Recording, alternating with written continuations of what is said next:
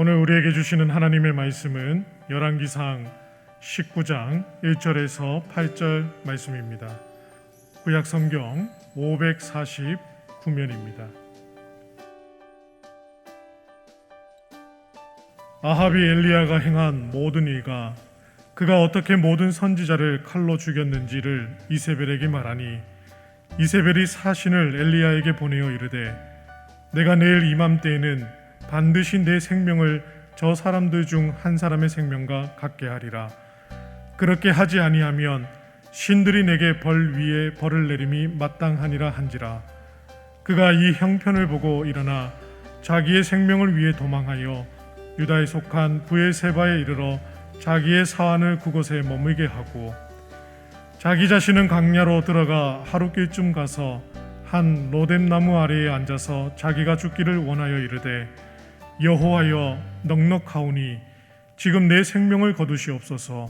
나는 내 조상들보다 낫지 못하니이다 하고 로뎀나무 아래에 누워 자더니 천사가 그를 어루만지며 그에게 이르되 일어나서 먹으라 하는지라. 본즉 머리맡에 숯불에 구운 떡과 한 병 물이 있더라. 이에 먹고 마시고 다시 누웠더니 여호와의 천사가 또 다시 와서 어루만지며 이르되 일어나 먹으라.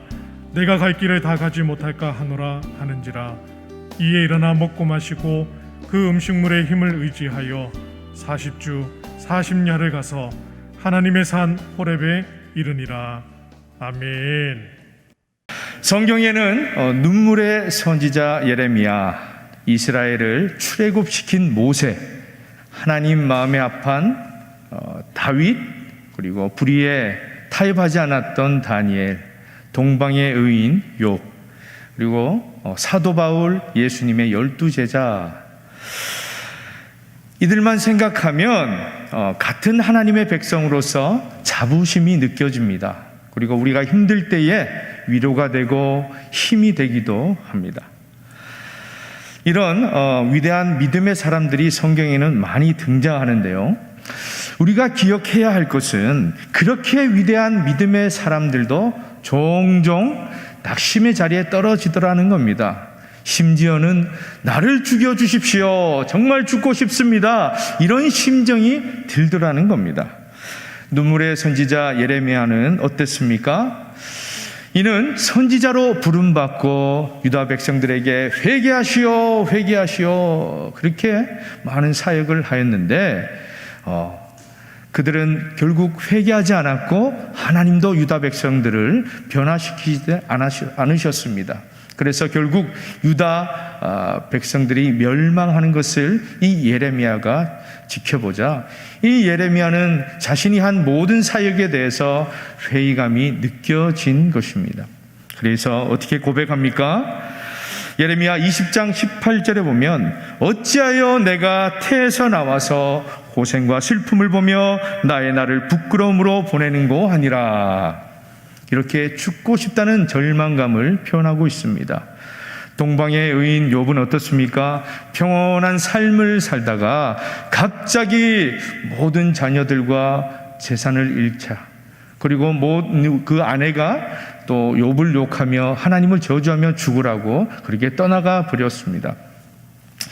뿐만 아니라 정수리에서 발바닥까지 생긴 그 피부병으로 인해서 육신의 고통과 마음의 괴로움으로 자신의 생일을 저주하며 죽고 싶다고 표현합니다.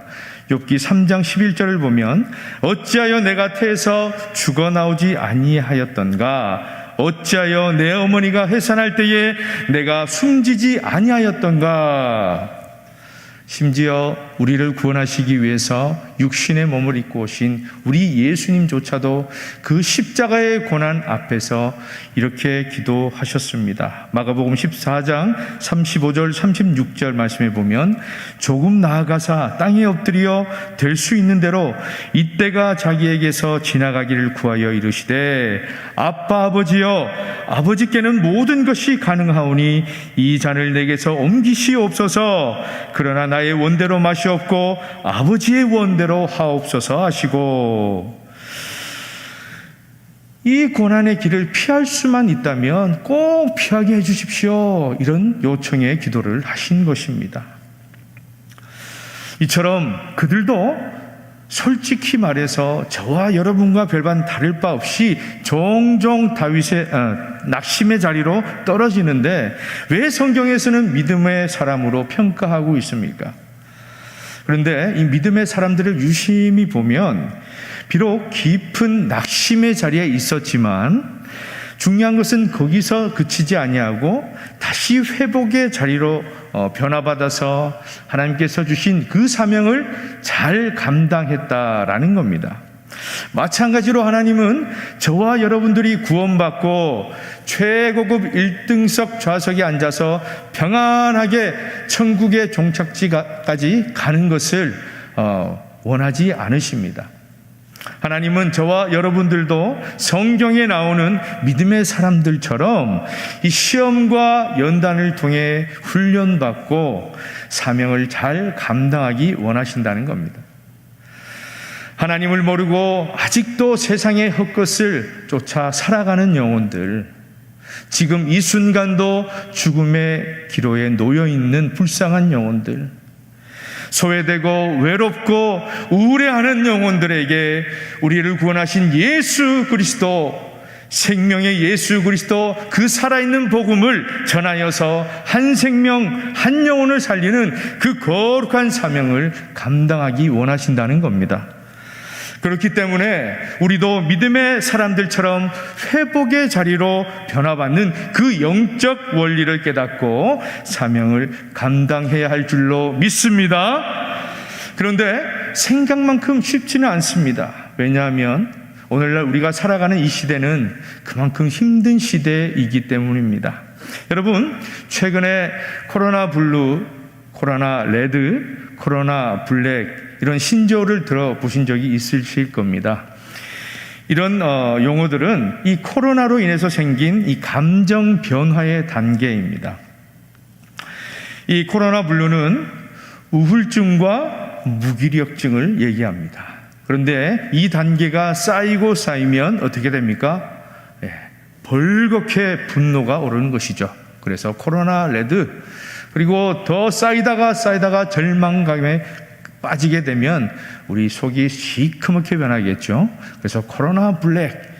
그래서 요즘은 극단적인 선택을 하는 사람들이 많아졌다고 합니다. 또한 우리 신앙적으로는 어떻습니까? 이 코로나로 인해서 언제 또 비대면으로 교회가 폐쇄되진 않을까, 이런 염려들이 많습니다. 그러나 또 이렇게 대면 예배를 드린다고 해도 혹시나 코로나 감염 때문에 불안해서 또 영상 예배를 드리신 분들이 많은데, 이 영상 예배를 드리다 보니까 현장감이 좀 작지 않습니까? 그러다 보니 받는 은혜도 점점 적어지고 또 이 영적인 갈망이 그렇게 몰려온다는 겁니다. 또한 어떻습니까? 모임이 제한되다 보니까 이 성도들 간에 모임도 없고 교제가 없다 보니까 외롭기 시작합니다. 이처럼 우리는 이 땅에서 구원받아 하나님이 주신 사명, 이 복음을 전하기 위해서 힘써야 하는데, 오늘날 우리의 상황은 특히 이 코로나로 인해서 예전보다 더욱 힘들어지고 있습니다. 이렇게 힘들게 되면 우리 안에 있는 이 영적 침체가 회복되기가 더 힘들어진다라는 겁니다. 사랑하는 여러분, 지금 저와 여러분의 영적 상태는 어떻습니까? 낙심의 자리입니까? 아니면 은혜의 자리, 이 회복의 자리에 있습니까? 만약 이 영적 침체에 빠져 있다면 아무리 교회를 다녀도 내 자신이 하나님을 믿는 사람인지 내 자신이 세상 사람인지 정체성에 혼동이 옵니다. 그렇게 되면 어떻습니까? 하나님의 사람답게 살지 못할 뿐만 아니라 우리의 영은 서서히 죽어간다는 겁니다. 그러므로 이 시간 말씀을 들으면서 나의 영적 상태가 어떠한지 잘 진단해 보시고 영적으로 민감하게 반응할 수 있기를 주님의 이름으로 축복합니다. 오늘 성경 본문에 등장하는 이 엘리야는 우리가 잘 알다시피 위대한 믿음의 사람입니다. 열왕기상 17장 18장에 보시면 엘리야가 마지막 한 끼를 먹고 아들과 함께 죽어야겠다 하는 이 사르밧 과부에게 밀가루와 이 기름이 떨어지지 않는 그런 기적을 베풉니다. 그리고 이 과부의 아이가 병이 들어 죽게 되자 엘리야는 이 아이를 붙들고 기도했습니다. 그러자 살아나는 그런 기적을 베풀었습니다.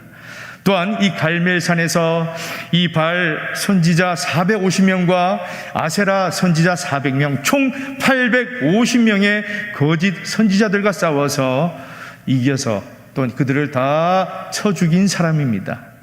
그리고 뿐만 아니라 3년 6개월 동안 비가 내리지 않았는데 엘리야가 그렇게 기도했더니 비를 내리게 했던 위대한 믿음의 사람입니다. 굉장하지 않습니까? 이런 기적을 일으키고 용감무쌍한 위대한 믿음의 사람인데 오늘 본문에 나오는 이 엘리야의 모습은 매우 실망스럽습니다. 본문 1절입니다. 아합이 엘리야가 행한 모든 일과 그가 어떻게 모든 선지자를 칼로 죽였는지를 이세벨에게 말하니, 이 아합 왕은 북이스라엘의 7대 왕입니다. 그러나 하나님을 버리고 우상을 섬긴 가장 악한 왕입니다. 이 악한 왕이 누구랑 결혼하겠습니까? 이 악한 여자와 결혼하겠죠. 이 이세벨은 바알 우상을 섬겼던 시돈 왕의 딸로서 아합 왕과 결혼하여 이 북이스라엘 전역을 우상 단지로 만든, 타락하게 만든 악한 왕비입니다. 열왕기상 21장에 보면 나봇의 포도원이 나오죠.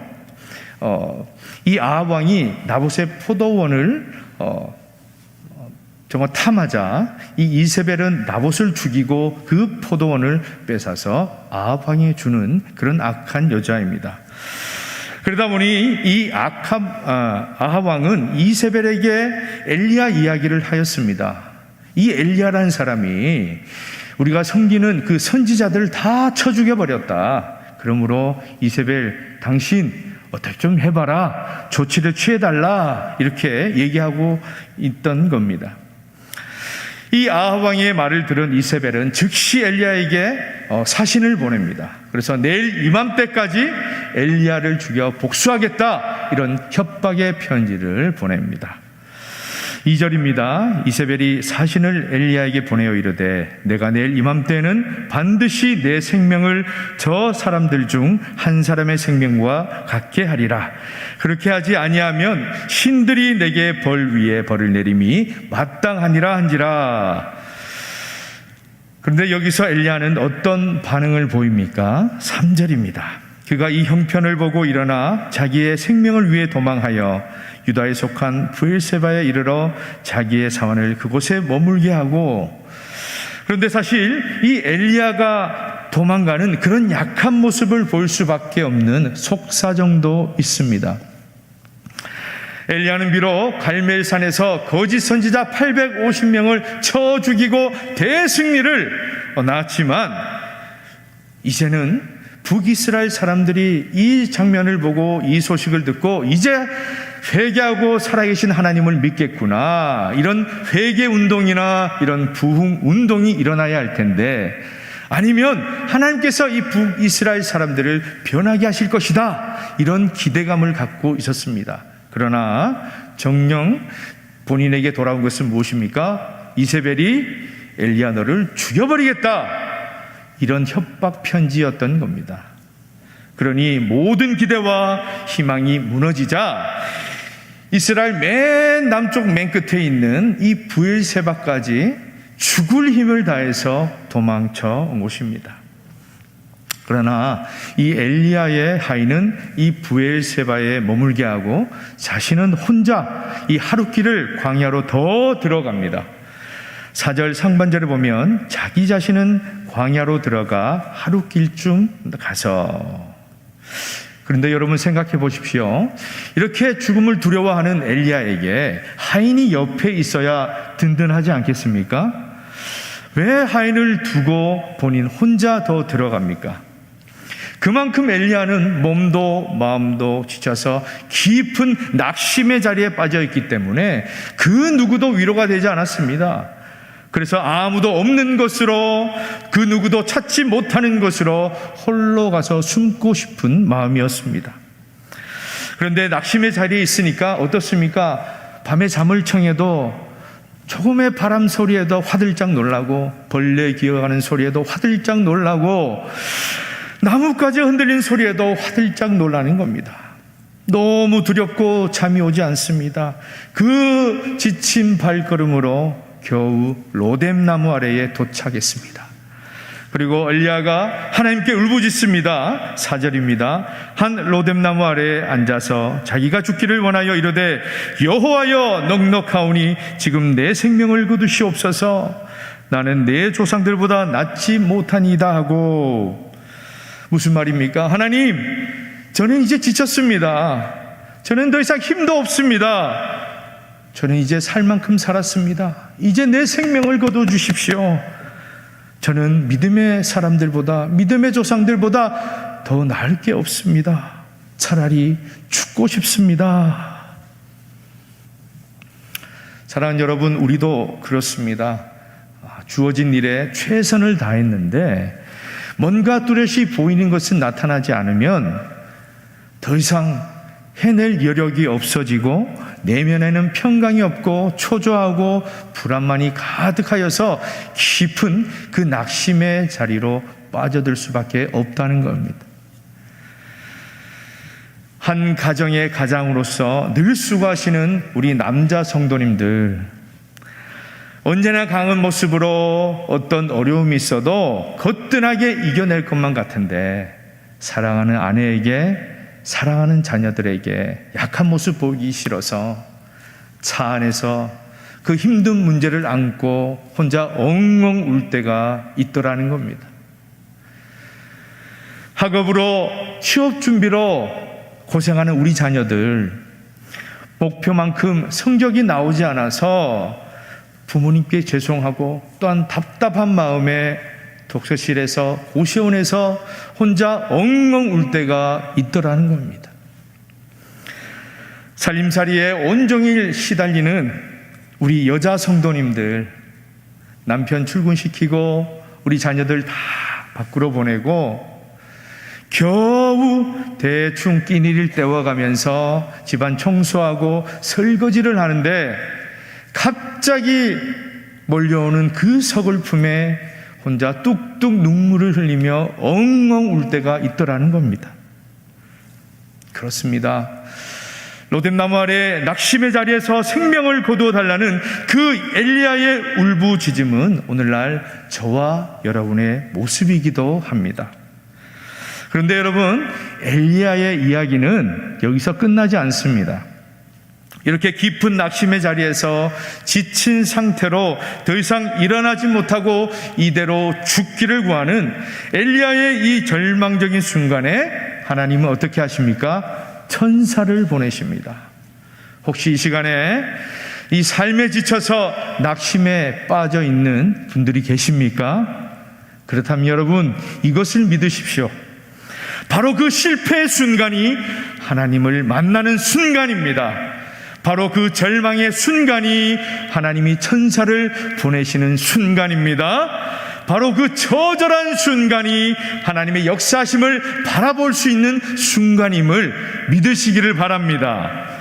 5절 6절 말씀을 보겠습니다. 로뎀나무 아래에 누워 자더니 천사가 그를 어루만지며 그에게 이르되 일어나서 먹으라 하는지라. 본즉 머리맡에 숯불에 구운 떡과 한 병 물이 있더라. 이에 먹고 마시고 다시 누웠더니 천사가 로뎀나무 아래에 지쳐 쓰러져 있는 엘리야를 찾아갑니다. 어루만져 주면서 떡과 물을 줍니다. 엘리야는 너무 배고픈 나머지 허겁지겁 먹고 일어서는 게 아니라 다시 눕습니다. 왜 그렇습니까? 너무 지쳐 있다는 것이죠. 그러자 천사가 엘리야에게 어루만지며 다시 말합니다. 7절 8절입니다. 여호와의 천사가 또 다시 와서 어루만지며 이르되 일어나 먹으라. 내가 갈 길을 다 가지 못할까 하노라 하는지라. 이에 일어나 먹고 마시고 그 음식물의 힘을 의지하여 40주 40야를 가서 하나님의 산 호렙에 이르니라. 여러분, 호렙산은 어떤 곳입니까? 호렙산은 하나님의 현존 앞입니다. 호렙산은 하나님의 임재가 있는 곳입니다. 호렙산은 하나님의 말씀이 있는 곳입니다.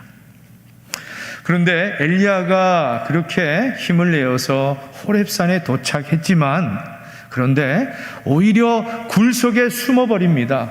왜 그렇습니까? 하나님 앞에 나올 자신이 없었던 겁니다. 그런 엘리야에게 하나님은 말씀하십니다. 엘리야야, 내가 어찌하여 여기 있느냐? 엘리야가 대답합니다. 10절에 보면 하나님 믿는 사람은 다 죽임을 당하고 저 혼자 남아있는 것 같습니다. 이제는 저 악한 사람들이 이제는 나의 목숨을 노리고 있습니다. 그래서 너무 두렵고 너무 무서워서 굴 밖으로 나올 수가 없습니다. 지금 저는 깊은 낙심의 자리에 빠져 있습니다. 그러자 하나님은 엘리야를 굴 밖으로 나오게 하시기 위해서 여러 가지 현상을 보여주십니다. 갑자기 강한 바람이 산을 가르고 바위를 쾅쾅 부서뜨립니다. 지진으로 땅이 쩍쩍 갈라집니다. 불이 내려서 그 모든 주위를 태워버립니다. 그 요란한 소리와 요란한 광경이었지만 엘리야를 굴 속에서 밖으로 끄집어낼 수는 없었습니다. 그런데 13절에 의하면 이 엘리야는 그 세미한 음성을 듣고 굴 앞으로 나오게 됩니다. 평생 꽁꽁 숨어서 다시는 나올 것 같지 않았는데 엘리야는 하나님의 그 세미한 음성을 듣고 그 말씀을 듣고 굴 밖으로 나온 것입니다. 마찬가지로 우리 삶에 지쳐 깊은 낙심의 자리에 있을 때에 하나님은 천사를 통해서 우리를 하나님의 현존 앞으로 예배 자리로 호렙산으로 부르십니다. 그럼에도 불구하고 우리가 왜 회복의 자리로 나가지 못합니까? 무엇이 문제입니까? 비록 예배 자리에는 왔지만 우리의 마음을 감히 하나님께 다 내어드리지 못합니다. 그래서 인격적인 하나님을 만나지 못하는 겁니다. 어떤 분은 예배는 드리지만 항상 마음에 분노가 차고 불평, 불만으로 예배에 집중하지 못합니다. 어떤 분은 세상 염려로 자꾸 딴 생각을 하다가 집으로 돌아갑니다. 어떤 분은 예배는 드리지만 자신의 무거운 짐을 다시 들고 가십니다. 그러니까 아무리 예배를 드려도 그 낙심의 자리에서 빠져나올 수 없는 겁니다. 그렇다면 우리를 하나님 앞으로 나아가게 하는 것은 무엇입니까? 우리를 회복의 자리로 끄집어내는 것은 무엇입니까? 우리를 세상과 마주할 수 있도록 세워주시는 것은 무엇입니까? 그것은 바로 세미한 하나님의 음성인 줄로 믿으시기를 바랍니다. 그런데 왜 하나님의 말씀이어야 합니까? 히브리서 4장 12절 말씀을 우리 다 같이 큰 소리로 읽어보겠습니다. 시작. 하나님의 말씀은 살아있고 활력이 있어 좌우의 날선 어떤 검보다도 예리하여 혼과 영과 및 관절과 골수를 찔러 쪼개기까지 하며 또 마음의 생각과 뜻을 판단하나니. 아멘. 하나님의 말씀은 우리의 가장 은밀한 것을 파헤치신다라는 겁니다. 하나님의 말씀은 우리의 영혼과 육체의 모든 부분을 관통합니다. 하나님의 말씀은 우리의 모든 생각과 의도를 간파합니다. 따라서 우리 안에 하나님의 말씀의 빛이 비춰지면 우리 안에 있는 그런 연약함과 죄성이 드러나게 되어 있습니다. 그런데 하나님께서 엘리야에게 들려주셨던 그 음성이 무엇입니까? 도대체 어떤 말씀을 하셨길래 엘리야를 끄집어 내셨습니까? 엘리야야, 내가 어찌하여 여기 있느냐? 이 말씀은 9절, 13절 이렇게 두 차례 나옵니다. 그런데 이 말씀을 우리가 보면 하나님이 정말로 엘리야가 왜 여기 있는지 몰라서 물으시는 것이 아닙니다. 하나님은 엘리야야, 너는 믿음의 사람인데, 너는 나의 종인데 왜 이렇게 낙심의 자리에 빠져 있느냐? 어서 회복의 자리에 나와서 새로운 사명을 받고 순종하라, 이렇게 말씀하시는 겁니다. 그런데 여러분, 이 말씀이 제게는 이렇게 들려옵니다. 엘리야야, 내가 어찌하여 여기 있느냐? 내가 너와 함께 하겠다. 내가 너와 함께 하겠다. 여러분, 이사야 41장 9절 10절 말씀을 우리 다 같이 믿음으로 읽겠습니다. 시작. 내가 땅 끝에서부터 너를 붙들며 땅 모퉁이에서부터 너를 부르고 내게 이르기를 너는 나의 종이라. 내가 너를 택하고 싫어하여 버리지 아니하였다 하였노라. 두려워하지 말라. 내가 너와 함께 함이라. 놀라지 말라. 나는 내 하나님이 됨이라. 내가 너를 굳세게 하리라. 참으로 너를 도와주리라. 참으로 나의 의로운 오른손으로 너를 붙들리라. 아멘. 여러분, 엘리야가 하나님께 가장 듣고 싶었던 말씀이 무엇이겠습니까? 그것은 바로 내가 너와 함께 하겠다. 왜 그렇습니까? 엘리야는요, 그렇게 위대한 일을 했지만 그 주위에 아무도 없었습니다. 너무나 외로웠고 때로는 하나님도 계시지 않았던 것처럼 너무나 무섭고 두려웠고 사방이 본인을 죽이려고 그렇게 달려들고 있는데 얼마나 외로웠겠습니까? 그래서 숨고 싶었던 것이죠. 그러나 하나님은 엘리야에게 얘기합니다. 내가 너와 함께 하겠다. 네가 로뎀 나무 아래 지쳐 쓰러져 있을 때도 나는 너와 함께 하였다. 두려워서 밤잠을 설치고 있을 때도 나는 너와 함께 하였다. 호렙산으로 올라갈 때도 굴 속에 숨어 있을 때도 나는 너와 함께 하였다. 지금 이 순간에도 나는 너와 함께 하고 있지 않느냐. 제가 신대원을 들어가기 전 일입니다. 대학교 3학년 때에 졸업을 앞두고 앞으로 어떻게 살아가야 할지 그 진로를 두고 기도했었습니다. 2년 동안 기도를 하는데요, 하나님께서 저에게 제가 예상했던 그런 것이 아니라 엉뚱하게 이 목회자의 길로 가라라는 소명을 주셨습니다. 저는 너무나 황당해서 3년 동안 순종하지 못하고 3년 동안 방황했습니다. 그리고 계속 고민하고 다른 길로 가려고 하면 하나님은 그 길을 막으셨습니다. 그래서 결국 하나님의 말씀대로 신학대학원을 가야 하는가, 그러면서도 하나님은 과연 내 사정을 도대체 알고나 하시는 것인가, 그런 답답한 마음이 들었습니다. 그런데 어느 날 차를 타고 가고 있는데 비가 너무나 많이 오는 겁니다. 여러분, 그때가 있죠. 시야가 하나도 보이지 않을 정도로. 그런데 여러분, 앞이 보이지 않는 그 광경을 보면서 마치 저의 사정 같았습니다. 아무리 생각해도 앞이 보이지 않는 막막한 나의 상황 속에 저는 너무나 낙심의 자리에 빠져 있었습니다. 그래서 차를 옆으로 주차한 다음에 혼자 엉엉 울었던 그런 기억이 있습니다. 그런데 하나님께서요, 이런 말씀을 하셨어요. 내가 너와 함께 하겠다. 아직도 생생합니다. 그 말씀이 없었다면 저는 오늘 이 자리에 서 있지 못했을 겁니다.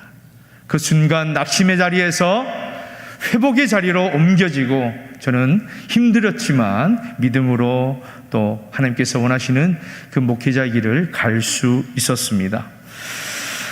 그렇습니다. 세미한 하나님의 음성이 엘리야의 낙심의 자리에서 회복의 자리로 부르셔서 엘리야가 두려워하는 저 세상 속으로 가라시고 사명을 주셨습니다. 그런데 여러분, 엘리야에게 18절에 이렇게 말씀하십니다. 엘리야야, 너는 혼자 있는 게 아니다. 너의 눈에는 보이지 않지만 이 바알, 이 우상에게 무릎을 꿇지 않은 신실한 하나님의 사람 7,000명이 있다. 이렇게 용기를 더하여 주셨습니다. 사랑하는 여러분, 오늘날 코로나 시대를 살아가면서 인생의 크고 작은 문제로 인해서 로뎀나무 아래에 쓰러져 있던 우리에게도 하나님은 말씀하십니다. 내가 어찌하여 여기 있느냐? 내가 너와 함께 하겠다. 그러니 낙심의 자리를 떠나 회복의 자리로 나오너라. 내가 어찌하여 여기 있느냐? 내가 너와 함께 하겠다. 혼자 있다고 생각하지 마라. 믿음의 성도들이 함께 한다. 우리 대구칠곡교회 성도들이 함께 한다고 말씀하십니다. 교구의 식구들, 구역의 식구들, 남성교회, 여전도회 모든 믿음의 식구들이 보이지 않는 곳에서 함께 한다고 말씀하십니다. 지하 1층 중보 기도실에서 밤낮으로 기도하는 용사가 있다고 말씀하십니다. 사랑하는 여러분, 많이 힘드시지요? 우리가 비록 하나님을 믿는 사람들이지만 너무나 힘이 들어서 종종 낙심의 자리로 빠질 때가 있습니다. 그러나 여러분, 너무 염려하지 마십시오. 우리 하나님은 우리를 창조하신 분이고 우리를 너무나 사랑하시는 분이시기에 우리의 연약함도 사랑하십니다. 중요한 것은 우리가 연약하여서 그 낙심의 자리에 있다 할지라도 우리에게 주시는 그 세미한 하나님의 음성을 꼭 기억하십시오. 내가 어찌하여 여기 있느냐? 내가 너와 함께 하겠다. 이 말씀을 꼭 기억하시고 이번 한 주간도 우리 인생에 또한 종종 찾아오는 그 낙심의 자리에서 하나님의 말씀을 붙드시고 회복의 자리로 변화되어 주신 모든 사명을 감당할 수 있는 복된 하나님의 백성들이 되시기를 주님의 이름으로 축복합니다.